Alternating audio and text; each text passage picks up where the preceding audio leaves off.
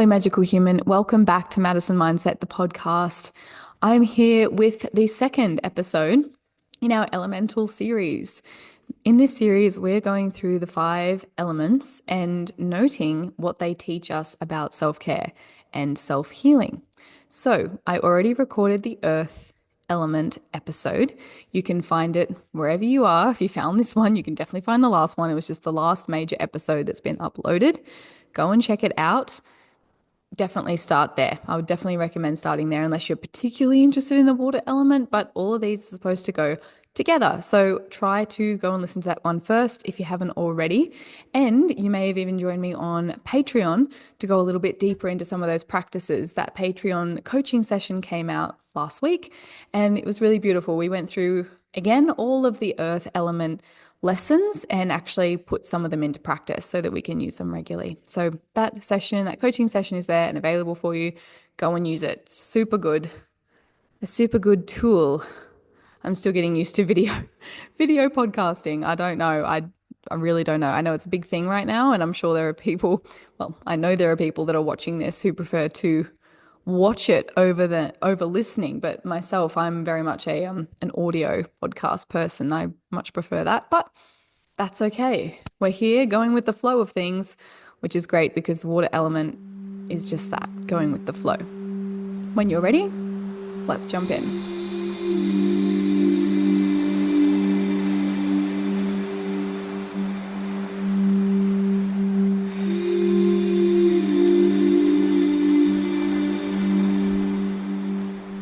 Hello, magical human, and welcome to Madison Mindset the Podcast.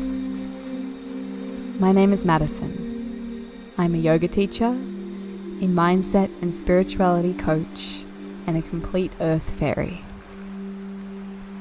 I see a world that is peaceful and easy to live in. Humans that are awakened and enlightened towards who they are and what life truly is and why we are here. I understand life can be really hard. I've had a huge journey with anxiety myself. I understand what it's like to feel overwhelmed, overworked, stressed, and frustrated within this earth. It is this journey that led me to begin my own growth journey. And it is only through those struggles that I was able to birth this podcast so that you can have the tools and techniques and knowledge to help you step forward and be a being of light.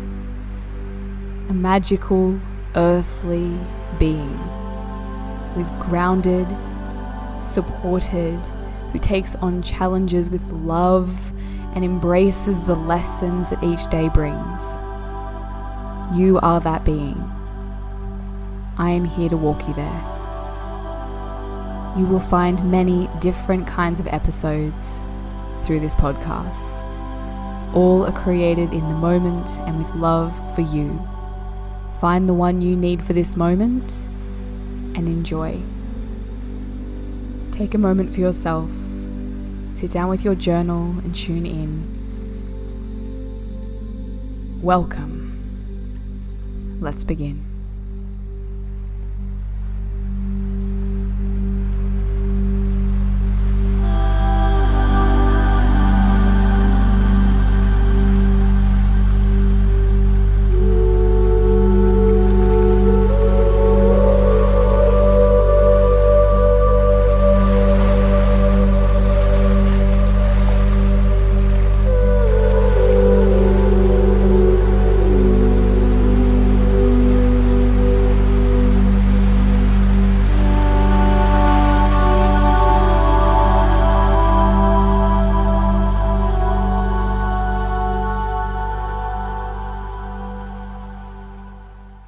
Okay, the water element.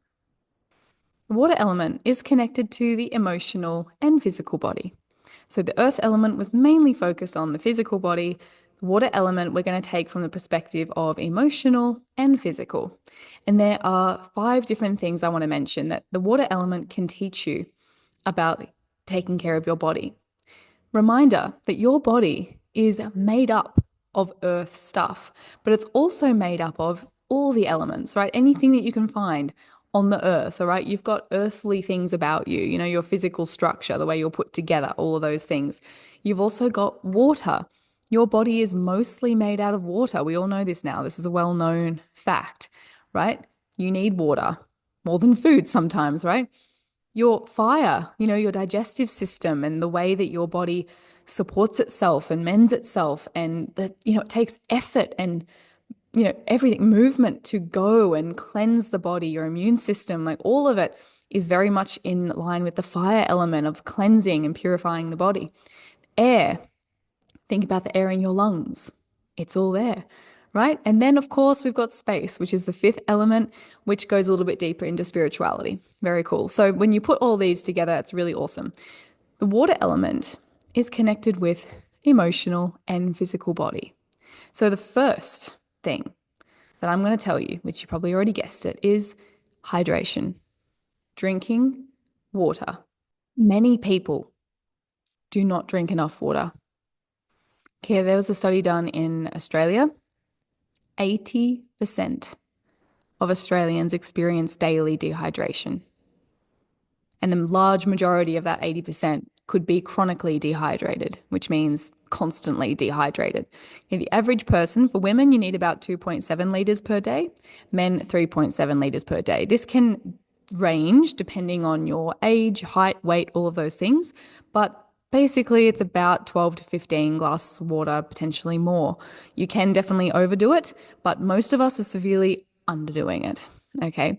Now, water makes up the majority of your body. Okay. So it's obviously important. And to give you an idea as to what water's function is inside your body, I actually wrote down some facts that I found that water does, just to make sure that I'm on the right track with this, right? Okay.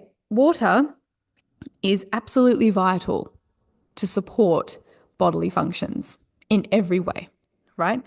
It transports nutrients, it transports oxygen to cells, it eliminates waste in the body, it regulates your body temperature, it lubricates joints, it helps with digestion, it protects organs and tissues. Okay, so we're looking at it's important from moving nutrients around your body to the organ function to how you actually go to the toilet and what your your whole digestive system, how it's functioning. Joint lubrication, tissue protection, maintaining blood pressure, moisturizing the whole body inside out. It even lubricates the eyes, right? So think about this. If you're seriously chronically dehydrated, how many different areas of your body are going to take a hit? Even if you're eating salads all day, but you're not drinking water, the transportation of nutrients is going to be limited. You're not even getting correct oxygen levels. Like, it's unbelievable. Pretty much your entire body shuts down without water. Okay, there's, brain function, there's everything. It literally serves as a lubricant in the body. It makes up your saliva. It relieves constipation. It moves food through. Seriously, like what, even kidneys and liver obviously need help as well. There's so much here about what water does for the body. And if you're curious any more than what I've just gone into, go and do your own research, find out why it's so important. But if you are dehydrated, you are letting your body down in a major way. Every function in your body, pretty much every part of your body is going, why can't you help me? We have, if you're living in the Western world anyway, in modern day, you have reasonably good access to water, I would think. And then, of course, we can go into all different things such as what type of water are you drinking, because there's a lot of poison in a lot of water. So understanding where you're getting it from and filtering it properly would be great for your body as well. And there's even things such as drinking structured water. Okay, so most of the water we drink is unstructured, meaning it's very just plain. Let's use the word plain. Your body is meant to be drinking structured water, meaning, it's trickled through rivers and it's gone over beautiful rock beds and collected all these beautiful minerals all the way down and salts, and then you drink it. right? Out in nature, that's what's happening. But because our water doesn't typically go through beautiful streams, it travels through gross pipes. So you actually miss out on the minerals and the salts that the water can carry.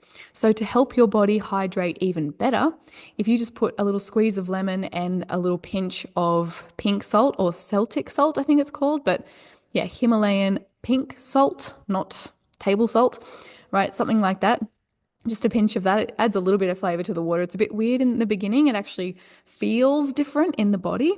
So yeah, give that a try. It will actually increase your hydration. But yeah, seriously, the water element is just being so obvious, isn't it? Drink water now. Seriously. Okay, so that's the first one.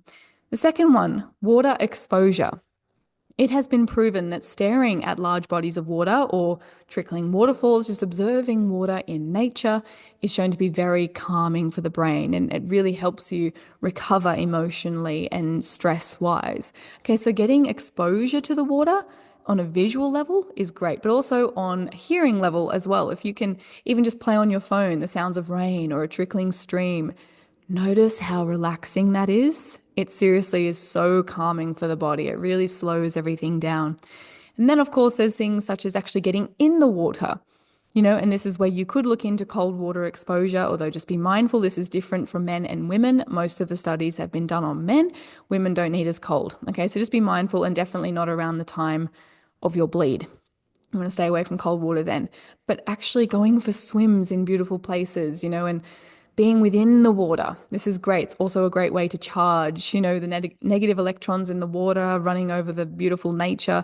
I'm not talking about sterile public pools. All right. That's not too bad, but ideally no. Try and find, the ocean or something. Get yourself in it. Be with the water. It is so good for you. Listen to it. Look at it. Seriously helps. The next one. It also invites us to look at cleanliness. Water is a great way to clean. Hence, you use it over your body, you use it to wash your hair, you use it to wash the house or to wipe the benches or whatever it is. Rain cleans a lot, gets things to move. It's a beautiful way to cleanse. The body, including your space, needs cleansing. Are you taking care of yourself? How is your hygiene? Right? Are you supporting the health of the body? Are you supporting your own cleanliness? And then think of emotional cleansing as well. If you were sweeping all those emotions under the rug, gross, right? That's like sweeping dirt under the rug and just leaving it there. It will be turned over eventually. We'll all see it. So why don't you cleanse emotionally a little bit as well? Do some meditation, do some deep breathing work. Face the emotions that come up, allow them to pass through and move on. Just like a wave, let them flow in, let the tide come in and then let it push away again. Let it come and go very naturally. Let it cleanse you. Let the idea of water cleanse you. Meditate to the sound of the rain. Stand out in the rain and scream if you need to. Allow yourself to cry if you need to. Water, again, the tears helps all the stagnant stuff get out. Help yourself let go. Cleanse physically. Cleanse emotionally. It will really help your health. All right, emotional baggage and pain that's left untouched can be very draining on the physical body and can be a big drain on your health. So water invites us to cleanse the emotional body, cleanse the physical body. You'll feel better. You'll feel lighter. The next thing is letting go. Now, this kind of comes into the last one, but letting go. Water element has been tied with letting go. Let it go. Don't hold on, just let it go. Okay, as you go through life, let things go. If you're trying to hold on to everything, holding on, you're gripping onto things, you're collecting things in a backpack and you're putting it on your back and all your shoulders are so heavy carrying all these heavy things.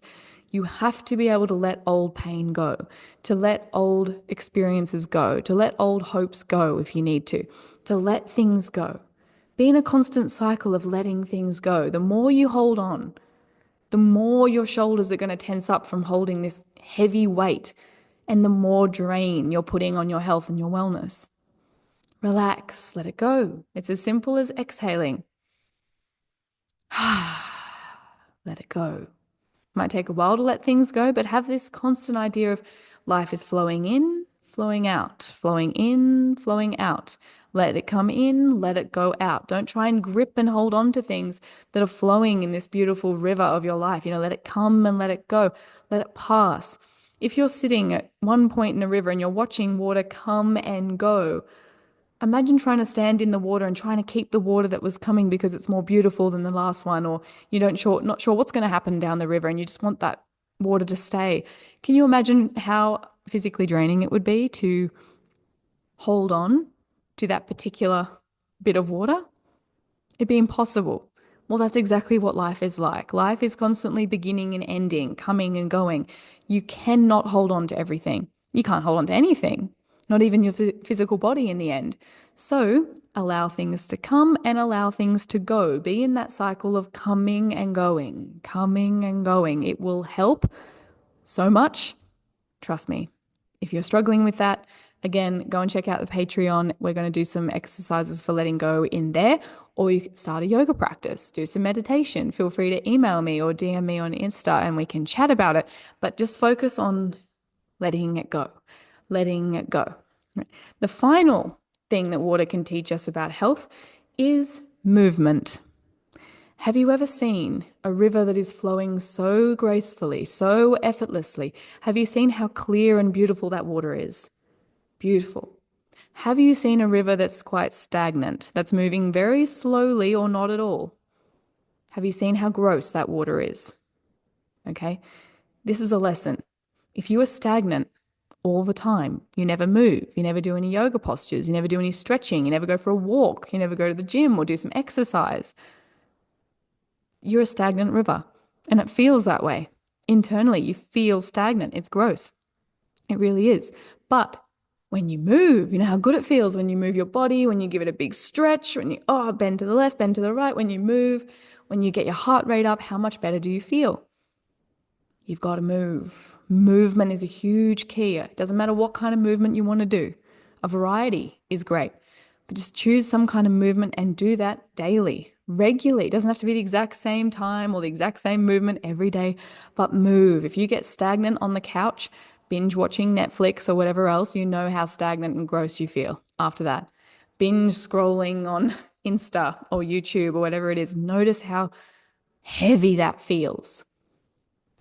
Let's change it up. Let's lighten the load and move. Thank you, everyone, for being here, for listening or watching this podcast episode. I hope you enjoy it. If you have any questions, comments, or anything, again, send me a DM. You can always leave a comment as well. And please leave a rating or a review on whatever platform you listen to this. It truly helps me so much. It helps spread this podcast further and it helps more people. So I would really appreciate it if you would do that. Thank you for being here. I appreciate you. Have a wonderful rest of your day.